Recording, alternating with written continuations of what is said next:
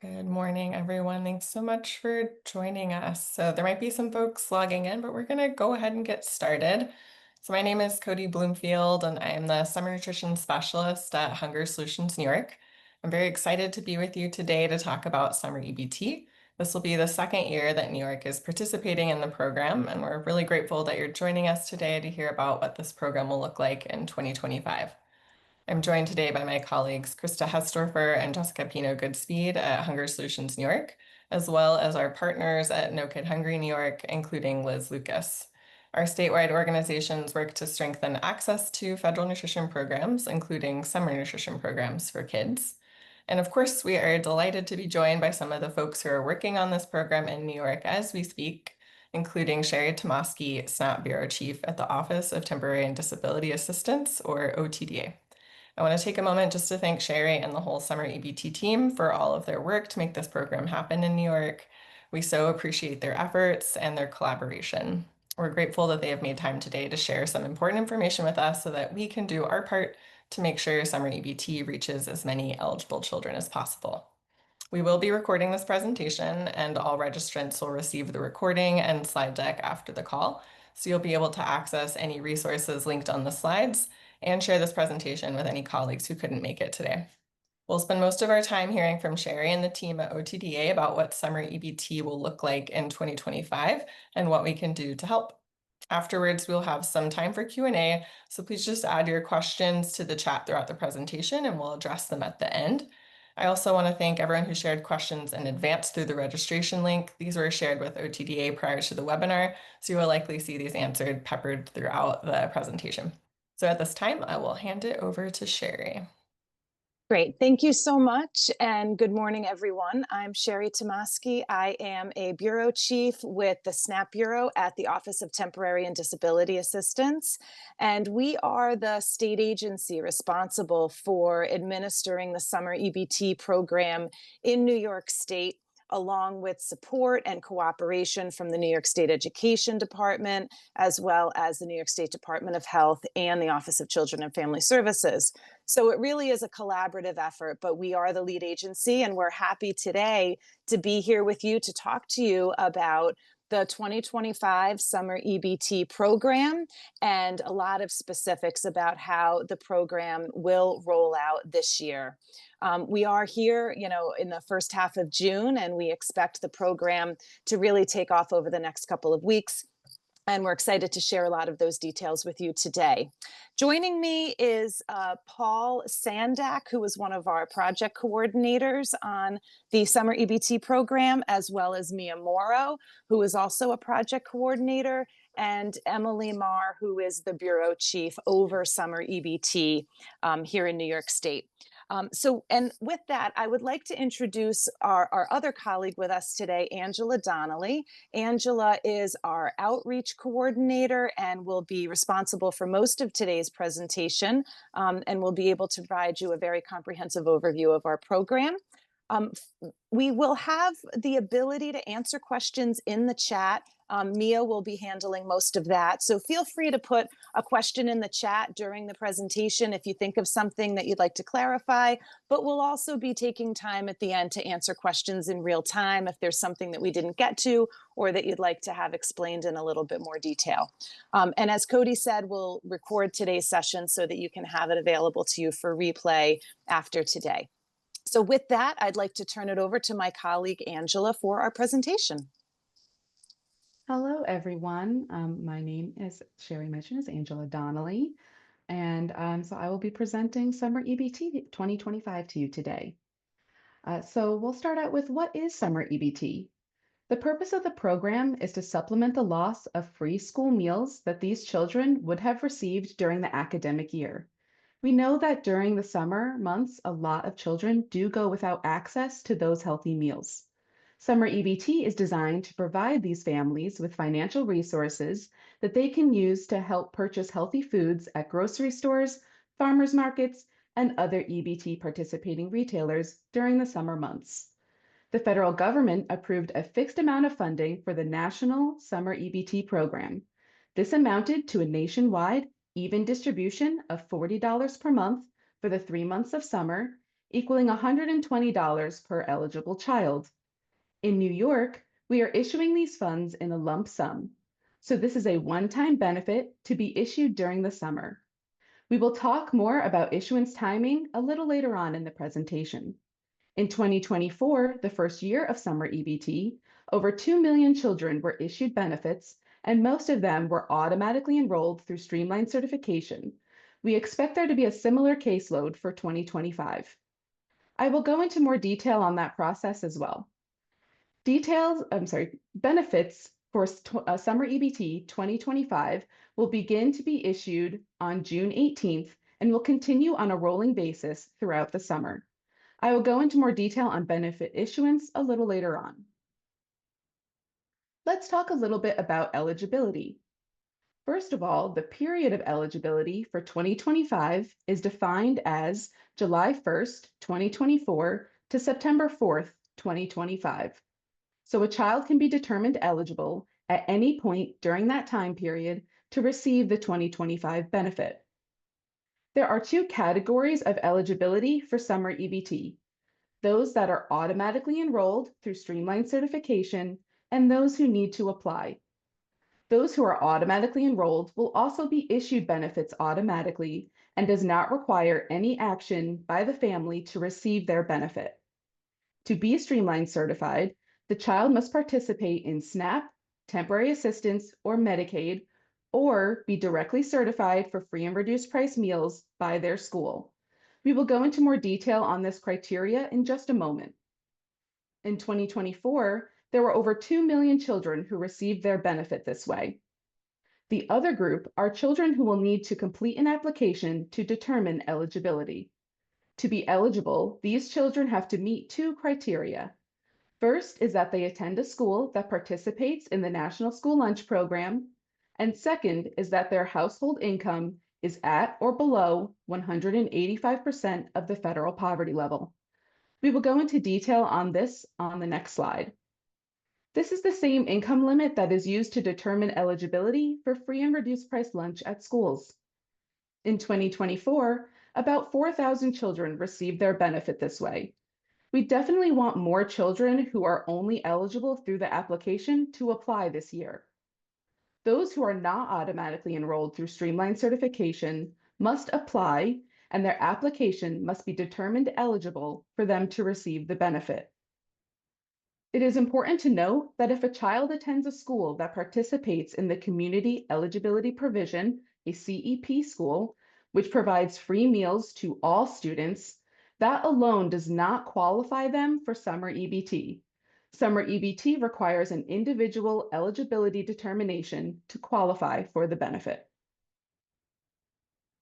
I would like to provide you with some concrete reference numbers as to what 185% of the federal poverty level means. As mentioned before, this income level is an eligibility criteria for both Summer EBT and free and reduced price meals at schools. For example, a family of 4 would need to have a gross household income at or below $57,720 per year or $1,110 per week to qualify via an application. And these guidelines will be updated on July 1st, 2025. Okay, I know this is a busy slide, but I would like to use it to help to explain eligibility criteria in a slightly different way to help give a little more context for how eligibility determination for Summer EBT works. There are a lot of acronyms used on this slide, and at the bottom here, we do have an acronym expansion list for clarification on those. We're going to start up here at the top with the preface question, is the child? Then we will move to the first set of qualifying criteria. So we will ask, is the child age 6 to 16 at any point in the period of eligibility? And do they participate in any of these assistance programs, SNAP, temporary assistance, or Medicaid? If the answer is yes to both questions, then the child is automatically enrolled and the parent does not have to do anything to receive the benefit. An important note about this group of children, they do not need to be matched to a school. They do not need to attend an NSLP school. They could be homeschooled. As long as they meet the age and assistance program criteria, they will receive summer EBT benefits for 2025. If the answer is no to either of these questions, then we move to the next level of questions. Is the child enrolled at an NSLP school? From this point forward, the National School Lunch Program is an important component of eligibility, and the majority of schools in New York State do participate in the National School Lunch Program. So if the child does not meet the first set of criteria, age and assistance program, and does not attend an NSLP school, then they are not eligible for summer EBT, either automatically or through an application. There are still other food assistance resources, such as free summer meals, that these and all children have access to. If the answer is yes, the child does attend an NSLP school, then we move to the next level of questions. Is the child directly certified for free and reduced price lunch by their school? Children in this category are likely outside the compulsory age of 6 to 16. This is where we pick up children who attend qualifying preschools, kindergartens, and graduating seniors. This group also includes those classified as homeless, migrant, runaway, in foster care, participating in food distribution program on Indian reservations, enrolled in Head Start, and those who have filled out a free and reduced price lunch application at a non-CEP school. If the answer is yes, then they are automatically enrolled and does not require any action to receive their benefit. If the answer is no, the child does not fall into any of the mentioned categories, that defines the population that needs to complete a summer EBT application and be determined eligible to receive summer EBT benefits for 2025. Thank you for bearing with me through that thorough examination of summer EBT eligibility criteria.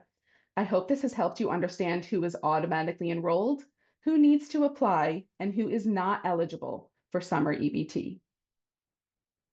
Now we will get into a little more detail about the Streamline certified automatically enrolled population. The data we use comes from New York State Education Department, where we obtain information regarding student enrollment, contact, and parent-guardian data from public and non-public schools. The data we receive from New York State Education Department is extracted in March and then again in late August.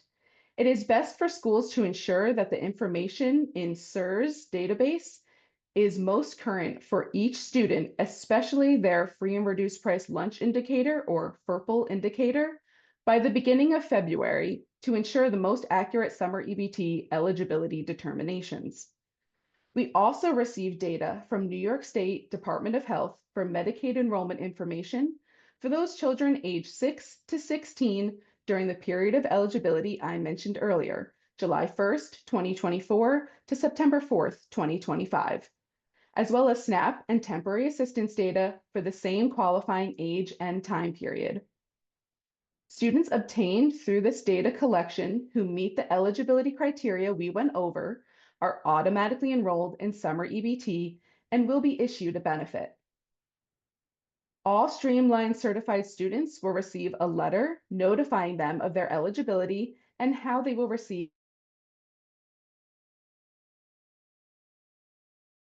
benefit. Letters are being used throughout the summer. Eligibility letter templates are also posted on our website for reference. The other side of eligibility is those who need to apply to be considered for the benefit. These children should not already be Streamline certified. They need to attend an NSLP school, and their household income must meet the 185% of the federal poverty level we reviewed earlier. But they do not participate in any assistance programs mentioned, nor are they directly certified for free and reduced price lunch by their school.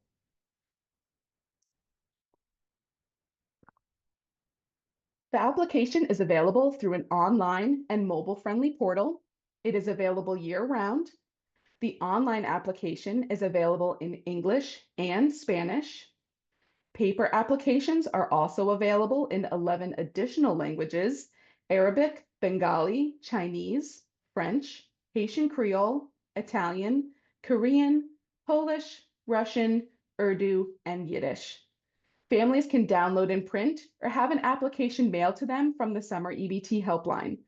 They must fill out the application manually and mail it to OTDA. For the online application, you will need to have or create a NYS.gov ID to access the portal. The deadline to apply for Summer EBT 2025 benefit is September 4th, 2025.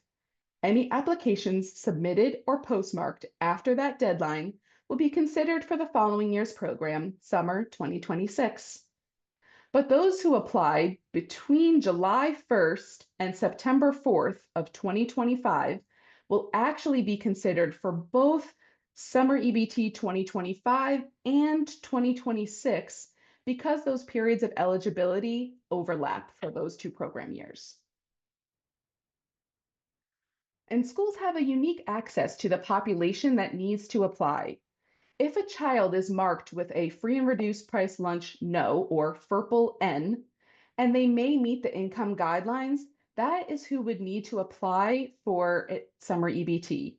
If it is not possible to reach this population directly, then general messaging about the Summer EBT program and eligibility criteria to promote awareness is the next best option. Let's go over what information will need to be provided in an application. First, it is important to note that only one application is needed per household. All students in the household applying for Summer EBT benefits will be included on a single application. For each child for whom the parent or guardian is applying for benefits, we'll need to enter the child's name, date of birth, the school they attend. For the online portal, only NSLP schools will be available to choose from because remember that is a criteria of eligibility via the application. The application will also ask for a New York State Identification System ID or NYS ID. It's a unique 10-digit number for each student issued by New York State Education Department. Most families would not know this number offhand, but can get it by calling their child's school and asking for it. Including this number for each child on the application will significantly aid in the data matching process and expedite application determinations. They will also have the option to include this child's local student ID assigned by their school. Including both or either of these ID numbers is optional and not required, though it is helpful. It will also ask for the names of all individuals residing in the household, as well as the amount and frequency of income for each of those individuals. The application will also include a current address, phone number, and email address. Then the parent or guardian will sign an attestation confirming the accuracy of the information they provided and submit the application. The only criteria required in order to submit the application are the names of all household members, including children, the amount, source, and frequency of income they receive, and the signed attestation by an adult in the household. There is no documentation required at the time of application. However, verification may be required in some circumstances. Approved applications received through April 1st of each year, OTDA will have to randomly verify income of 3% of these cases. A few additional words about applications. In 2024, we received about 17,000 applications, which included about 26,000 applying children. Of those, more than 75% were already Streamline certified and did not need to apply. Of the remaining applications, about half were denied for either the child not being listed in a roster for an NSLP school or the household being over income. So about 4,000 children were ultimately approved for Summer EBT through an application last year. I want to provide you with a rough timeline for Summer EBT 2025, but I do want to note that all of these dates are subject to change based on our data acquisition from partner agencies and subsequent processing to determine individual eligibility. There is a general standard operating procedure that we follow around benefit issuance and communications. We first send eligibility letters, then issue the benefit, then, if needed, mailing a benefit card, and then send a text message informing the parents of the issuance. On June 2nd, we began sending out eligibility letters for those eligible through public schools, SNAP, and Medicaid participation. These letters will continue throughout the summer, sent prior to benefit issuance. Starting June 18th, we plan to begin issuing benefits to that same group, public schools, SNAP, and Medicaid. This benefit issuance will take several weeks so that we can time letters, benefit issuance, and card mailing carefully. In July, we plan to issue benefits to the first round of application approvals from September 4th, 2024 to April 1st, 2025. In August, we expect to issue benefits to non-public school children and second round approved applications, April 1st, 2025 to July 1st, 2025. In September, we expect to issue benefits for the remaining approved applications submitted up to the September 4th, 2025 deadline, as well as those who became eligible through Streamline certification, either through their school or an assistance program since the data was last received in March. In October, we plan to issue the approved appeals benefits and the cleanup of all students we may have missed in other batches due to technical or human error.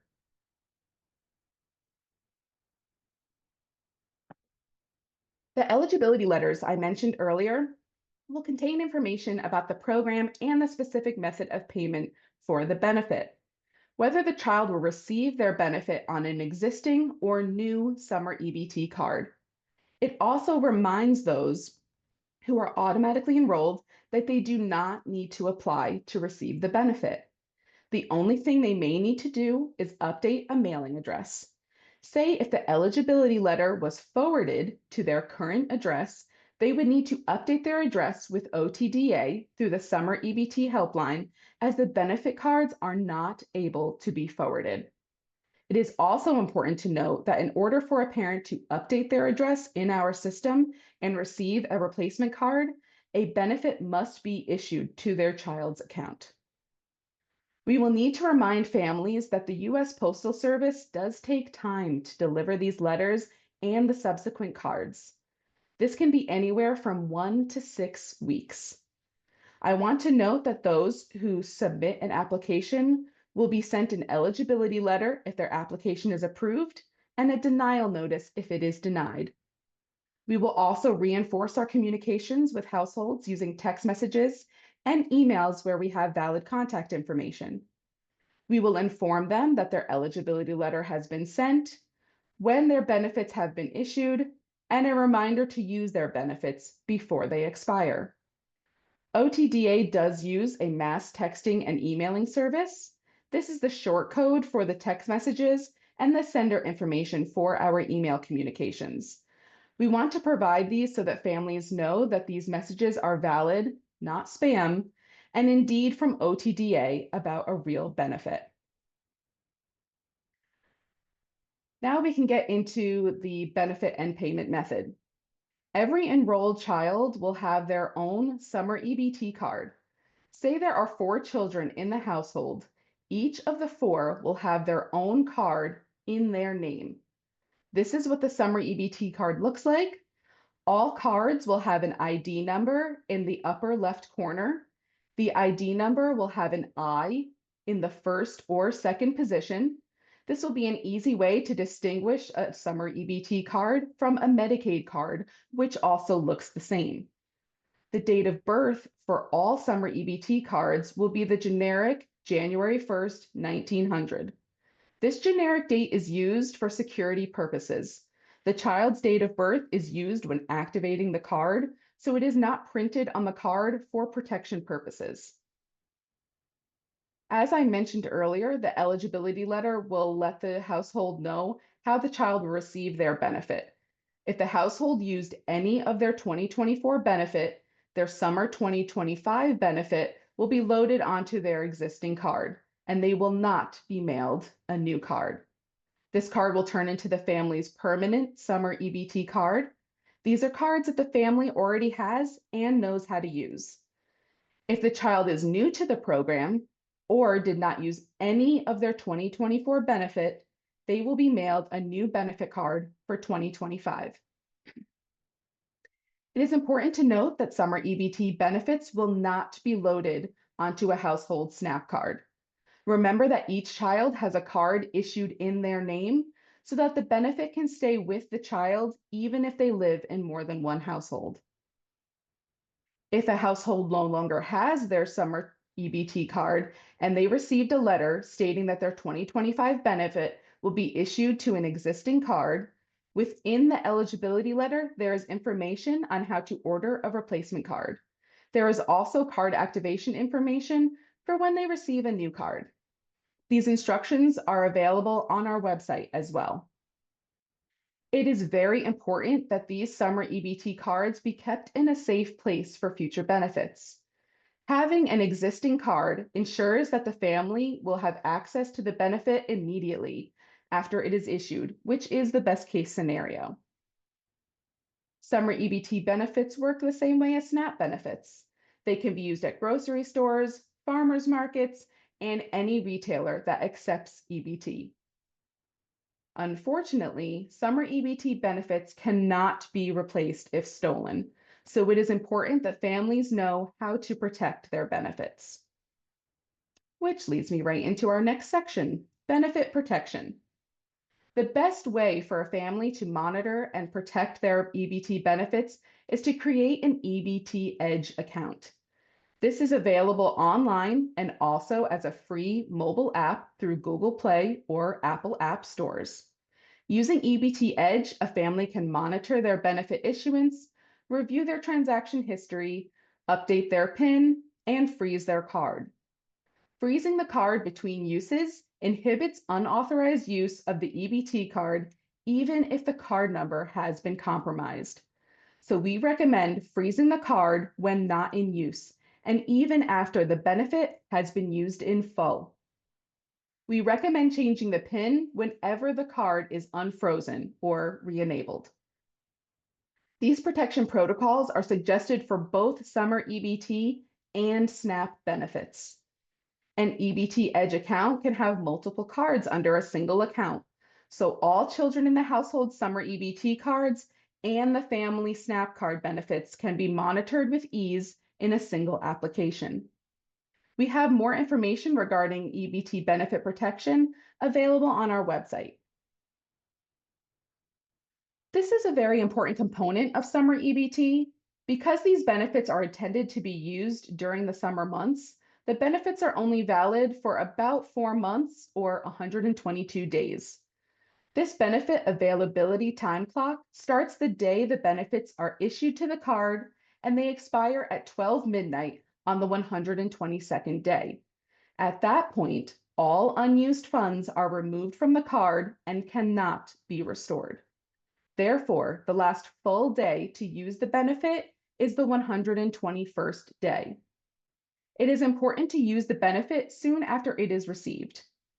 I do want to mention that the issuance date will vary and may even be different for children in the same household. So it is important for families to note when the benefit was issued to each card and to use the benefit soon after it is received to ensure they get to use it completely before it expires. Because of this relatively short time frame of availability of the benefit, it is crucial that we work together with families to update information like address change so that a replacement card can be issued if needed and the benefit can be used in a timely manner. It is also important to remind parents to keep their information up to date with their child's school, local Department of Social Services, and New York City HRA, Human Resources Administration. I'm going to conclude this presentation with some useful contact information, as I'm sure many families will have questions. We hope that our Summer EBT website will answer the majority of those questions. Our website is currently up to date and will continue to be updated as needed to include upcoming benefit issuance timelines, along with eligibility information, how to request a replacement card if needed, and how to activate a newly issued card. We implemented a new frequently asked questions section. There is a link to our application with instructions on how to complete it and outreach materials for those wishing to spread the word about Summer EBT program. Next, we have the Summer EBT helpline. This is the call center we use to answer general questions about the program, as well as child-specific eligibility and benefit information. I do want to note again that this information is availability is dependent on when we receive and process data from our partner agencies. The Summer EBT helpline is also how households can update their address, request a replacement card, and troubleshoot card activation or pinning issues. I also want to note that the helpline does have access to interpreters for any language needed on demand to assist families in the best way possible. As does the Summer EBT office, if we need to contact a household regarding any issue or concern they may have that the call center does not have access to. The helpline has implemented their extended hours for their summer session, Monday through Friday, 8:30 a.m. to 8 p.m., and Saturday, 9 a.m. to 3 p.m. Lastly, we have the EBT Customer Service Helpline, EBT Edge. This helpline is specific to EBT cards in New York State. This is the phone number that is printed on the back of the EBT card. This is the number households will call to activate their card and set their PIN. If a replacement card is needed and the household address has not changed, they can order that replacement card through this helpline. If their address has changed, they will need to call the Summer EBT helpline to request the replacement. All of this information will be available on our website, and as I mentioned, will be updated as needed. As the program revs up for summer 2025 benefit issuance, we expect that the call volume to the Summer EBT helpline will greatly increase. And although we have increased the number of agents available, there is still a finite number of agents. So we ask for patience from families and that they first go to our website to see if their questions can be answered there before calling the helpline.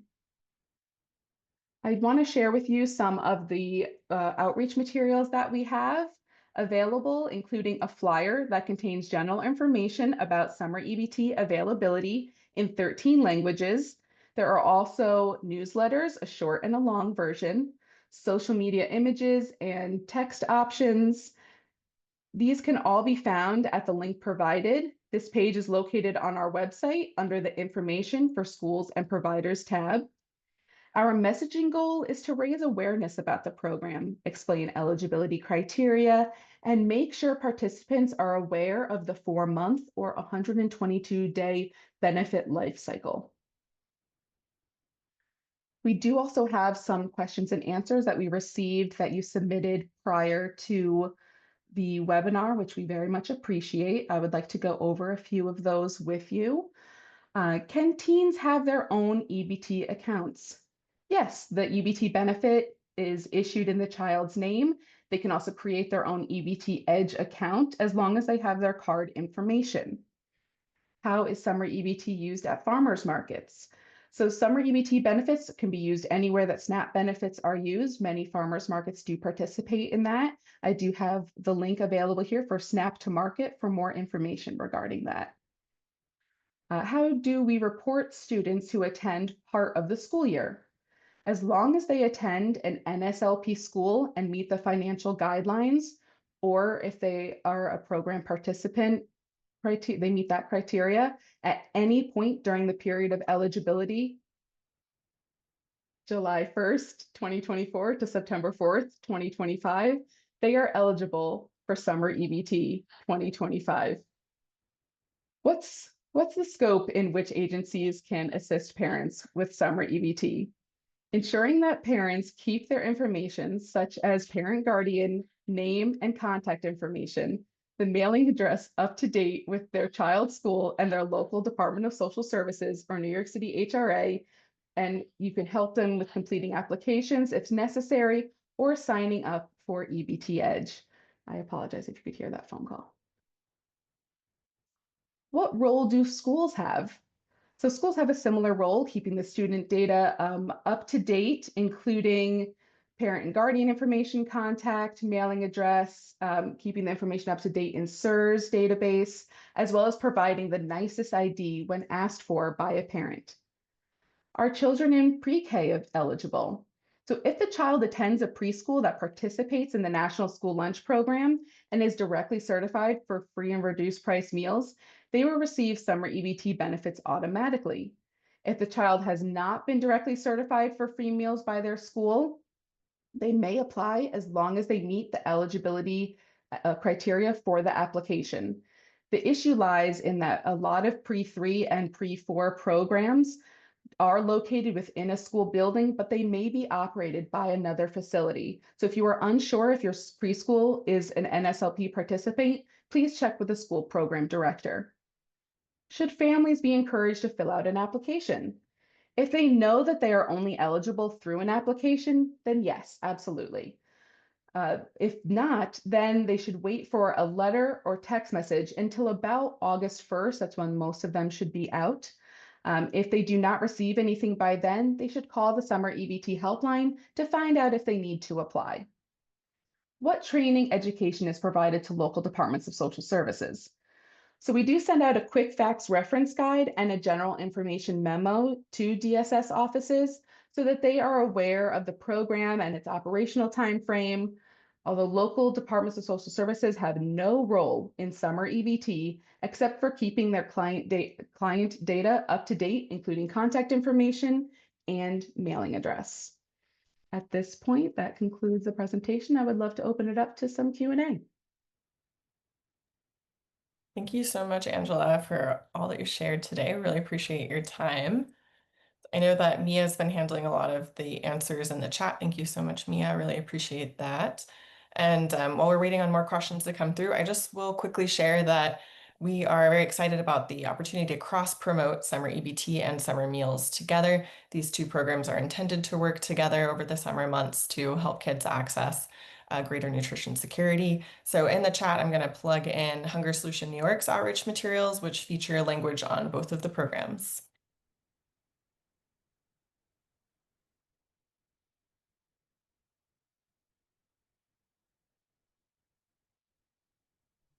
And just to clarify again, I saw a lot of questions about the webinar recording and the slide deck. Those will both be shared after the presentation in addition to any other resources that we're going to plug in. Thank you. And if you do have a pressing question you want to come off mute, you're welcome to ask it that way as well. You don't always have to put it into the chat. Angela, thank you so much. That was a terrific presentation. So much information shared about this program. As you can see, this program has a lot of nuances. There's a lot of federal regulation that sort of, weaves this program together. And in some ways, it complements our public assistance programs very well and our school-based meal programs. But in other ways, it sort of does run up against those programs. And that's where sometimes this program can become a little tricky to understand. So I think Angela did an exceptional job just trying to lay this out in a way that is clear. I want to clarify 2 points because I did see them come up in the chat a little bit. And I do think this is one of the places where summer EBT can be a little hard to get your head around. And it has to do with the age range.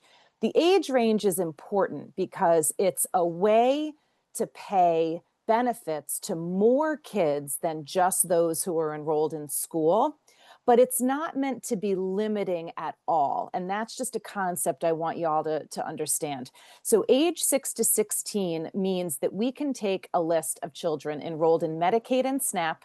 We can put that age parameter on it, and every single one of those children become eligible for summer EBT, regardless of their school enrollment. We don't even have to check, quite frankly. We do just for keeping our records straight, but we don't have to. So more than just school enrolled kids are eligible through that mechanism. And that's really helpful. And it just allows more children to be paid. And as Angela said, once you leave those age parameters, that's where school enrollment and the National School Lunch Program comes into play. But there's no age restriction on children who are enrolled in school to receive the benefit as long as they're determined eligible by their school for free or reduced price meals, or if they meet the application requirements. So that age sort of goes away, and it's no longer a criteria once you get into eligibility based on school enrollment or the application.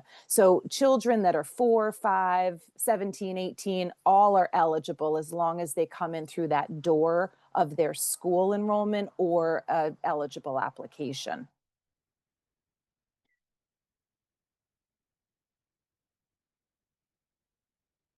So we're just looking at the chat just to see. Oh, yes, you're welcome. I know this caused a lot of confusion early on for a lot of people. I just want to clarify also, just reiterating what is in the chat. Yes, the amount of the benefit this year is 120, same as last year. That benefit amount is set in regulation each year by the federal government, and those amounts are announced usually in like the beginning part of the year. So those were announced back in February, and then we adopt that for the 2025 season. So let's talk a little bit about kids who are not between 6 and 16, but are on SNAP or Medicaid. So let's say you have a 5-year-old who's enrolled in school through the year, an NSLP school, and they're on Medicaid, but they're only age 5 or 4 or 5 through the entire school year. That child would have to be directly certified by their school for the free and reduced price meal through that Medicaid participation in order to be eligible. So the factor here is we can't use the information directly from the Medicaid program to pay them. We have to use the information from their school district in order to pay them. And so it's very important that schools are maximizing their direct certification throughout the year. It's critically important that all of these children who are on Medicaid and sort of are in those margins of those young and old ages, as well as children who are not on SNAP or Medicaid, but are directly certified by the school through homeless or migrant education or foster care, all of those children have to be directly certified, or indicated as eligible for free and reduced price meals by their school. We can only use the school-based data for those children. So if the school, for whatever reason, fails to indicate that 5-year-old as directly certified for free meals through Medicaid, that child cannot be paid the benefit because we have to rely on that school indicator. So there's a really important collaboration here between school-based data and between Medicaid and SNAP data that gives the entire picture of children who are eligible for this program. So as Angela said earlier, an important role for schools when we say keeping that information up to date, including the free and reduced price indicator, that really is a super important job for schools. And it's important that it's done throughout the school year, because the data that is used to determine summer EBT eligibility is provided to us by the state education agency in March, the very beginning of March. So by this point in the year, June, it's a little hard to correct that data. We will get a cleanup file in August for any changes to the data that happened, but that child would get a benefit much later if that record ended up getting updated late in the year. There's a good question in the chat that I think Mia addresses quite well, but this does come up a lot, and I want to clarify this. There's a couple of pieces of information that OTDA receives from the state education agency around an eligible child's case record. And it has to do with the parent or guardian who's listed as their primary parent or guardian with their school. and as well as what mailing address is contained in their record. Generally, those are the points of contact that OTDA uses to provide benefits to the household. So in a perfect world, if there's a joint custody situation and the benefit goes to one household, but the child may be in a different household, in a perfect world, those parents are going to collaborate in the best interest of the child and make sure that that benefit card follows the child from house to house, wherever they may be and wherever they need food purchased on their behalf. That's really how the program should work. And that's the reason why we moved away from issuing benefits on a SNAP card and only issued them in the child's name on a standalone EBT card. And a lot of it was driven by these kinds of situations. But there are situations where there is not agreement in the household, and perhaps the benefit card may be mailed to one address where the child may reside at the other. So it's really important that the school be the the record for where the child spends the majority of their time, because that is most likely where the benefit card will be mailed to, if one needs to be mailed at all. More and more, we are finding that households have been retaining their benefit card each year. And all that will happen is that same benefit card will get renewed, and that benefit will get replenished right on the same card. So they don't have to worry about where a card's going to get mailed to. And that really is an ideal situation. And we would really try to encourage as many households as possible to keep that benefit card so that we don't have to sort of chase an updated address each year.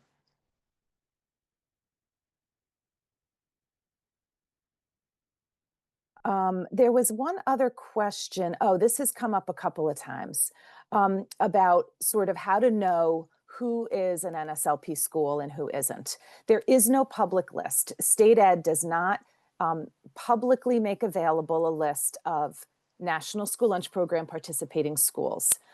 A child's family can call their school and ask them if that building participates in the National School Lunch Program. Usually it's district-wide, usually, but they can check with their school district to be sure.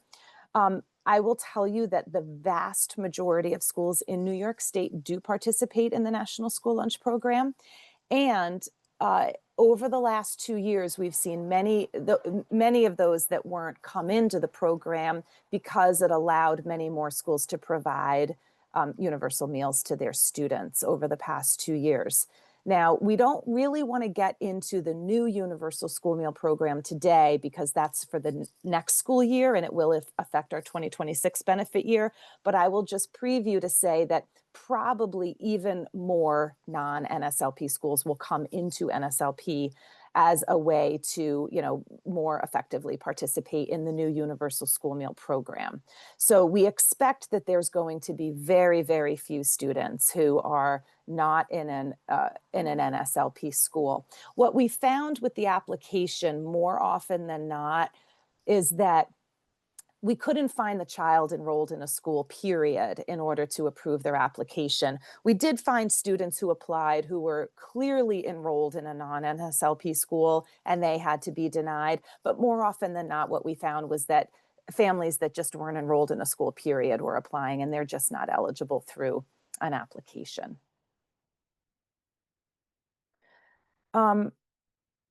So there's a good question in here about students up to age 21. As long as they remain eligible, they absolutely could receive summer EBT benefits up to that age. They just need to be enrolled in a school that's reporting data for the National School Lunch Program.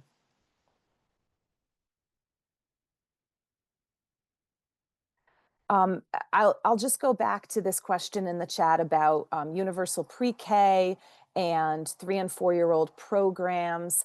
I will admit this does become a little hard to follow at some point because some UPK programs and preschool programs are in an NSLP school and they do report free and reduced price lunch data to State Ed, and some programs are not. Some programs merely share space in a school building, but they're not actually part of the school district and they're not enrolling children in free and reduced price meals. This is a very, very case-specific type of program.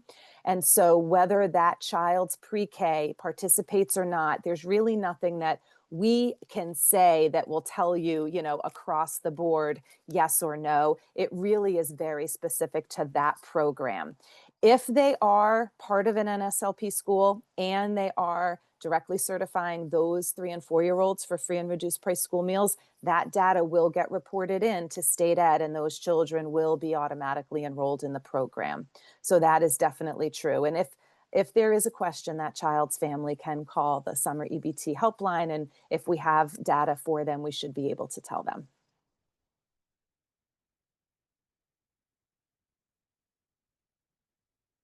I'm just looking to see if there's any other questions that we wanted to expand upon. I feel like we got all of the big ones. Sherry, Yes.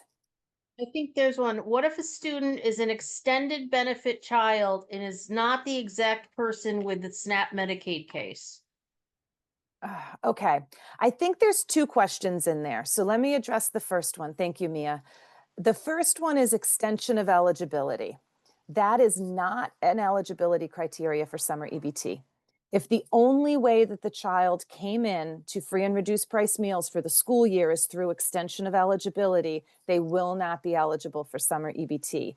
My hope is that by the fall of that year, that child's eligibility information will be updated and that they will have a source of eligibility for summer, meaning SNAP or Medicaid or any of those other certification criteria that we spoke about earlier. But extension of eligibility does not qualify for summer. I think the other question, what was the second half of the question? Oh, and is not the exact same person with SNAP or Medicaid. So that's a little tricky because we do have to match up some student records here between the SNAP data, the Medicaid data, and school records. And most of the time that goes really well. Some of the times it's tricky because the data in the student's file is different enough that it's hard for us to know if it's the same person or not. Sometimes names can be spelled differently in different data sources. We have had many instances where the date of birth is entered incorrectly by one of several agencies. And when we can't match a date of birth exactly, it becomes much less certain that we're talking about the same child. You'd also be amazed at how many children in New York State have the same name and date of birth and might actually live in the same town. It's remarkable. So it is very hard to know if we're dealing with the same child or not when some of the data elements are very different. So in those situations, we might end up with 2 different records of a child, one where they're eligible through their SNAP record, but one where they're not eligible through a school record, or vice versa. Odds are the child will still receive a benefit, but we do try to match up those records as much as possible, and we have a pretty high success rate of making sure that those records are matched. So if a child has extension of eligibility at a school, they're not eligible for summer. But if they're also showing up on a SNAP case, then they are eligible. So that SNAP and Medicaid will supersede everything else. And then we'll sort of, go to the school records after that and find any kids who are also eligible. I want to point out too, when Angela went through at the beginning of the call, that flow chart of all those different criteria and categories, we expect to pay about 2 million children this year for a benefit. And I'd say more than 1.7 million will probably be in that very, very first group, which is age 6 to 16 and on Medicaid or SNAP. A vast majority of children are getting paid just through that single door.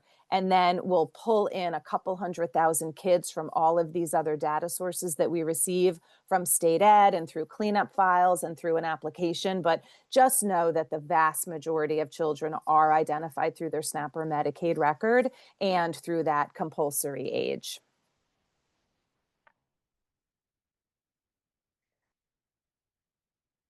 Okay, so there is one other question in here that I want to quickly address. And that has to do with the household income forms or alternate income forms that CEP districts use. We did not really get into that a lot today because this has been quite an area of work for us to try to parse out. 2024 there was a waiver to this provision and we didn't really have to worry about the forms and who filled out the form and who didn't, but in 2025 we do have to parse these kids out separately. So just a short answer to this question, and we can get into this offline maybe if schools have questions, but if a school district uses a family income form or an alternate income form or an income survey, those instruments have to meet the criteria for the summer EBT application. So let's assume that it does, which means that it collects the same type of information and it passes all those tests. Let's assume that it does. We are allowed to accept that information from the school district if that child is income eligible. The only difference is that we have to conduct that 3% income verification on that population specifically, the same way that we do for our summer EBT applications. So that's sort of the short answer. We're allowed to accept that eligibility determination. It's just that those kids are considered applicants. They're not considered Streamline certified. So we have the additional step of the income verification. We're probably going to get into this a little bit more with state ed and back out to the schools sometime over the summer and into the early fall, because this will be something that schools will want to be more aware of for 2026 as we enter the universal school meal policy. So I think that are most of the questions. Thank you for this final question. How can advocates best support the program? I'm going to reiterate what Angela said at the very end. It's important that our outreach materials are shared. It's important that families are aware of the program and can spend the benefit when it's issued. The vast majority of families did last year, and we expect that again this year. We'd really like your help in directing people to the correct customer service channel for whatever question they have, and also directing households. Worst case scenario, if they're just not sure and they want to fill out an application, it's okay. It's not a problem. We can, deduplicate them on the back end, but just directing them to the correct source of information to contact us or to contact EBT Edge with questions about their case would be most helpful. So thank you for that question. And I think I'll turn it back over to Cody. Thank you so much, Sherry. Liz Lucas from No Kid Hungry New York is going to close us out. So Liz, if you would like to do that, that'd be great. Thanks everyone for your time. Thanks, Cody, and thank you for the terrific presentation, Angela, and for the thoughtful Q&A, Sherry and Angela. Mia, thank you for addressing the great questions in the chat. This has been so helpful, and we're so grateful for the entire Summer EBT team at OTDA. As we close, just a few reminders and lifting up a few key points from earlier in the session. If you haven't already, please bookmark OTDA's Summer EBT website at www.OTDA.ny.gov/Summer EBT. This webpage includes all of the details on Summer EBT in New York State, including a wonderful overview of the program, Summer EBT FAQs, information for schools and providers, key outreach materials, and more. Angela referenced that website in her presentation, showed a few key examples, including that beautiful flyer. Maya also lifted up the website several times in the chat. It is awesome. You can use these resources to promote Summer EBT where and when your program serves kids and families, including summer meal sites. As Cody mentioned earlier, summer meals and Summer EBT are complementary programs. They're designed to work hand in hand to make sure that kids and families can access nutritious food while school is out. Finally, once again, you can expect to receive a follow-up email from us, which will include a copy of the slide deck and a link to the recording of this webinar. Please don't hesitate to share with your colleagues and partners. And thank you all for spending your morning with us and for being a Summer EBT champion. Together, we can spread the word on this wonderful program and make sure that every child gets the food they need this summer. And with that, I will close out today's session and wish you all a great rest of the day. Thanks again for joining us, and thanks to the Summer EBT team at OTDA.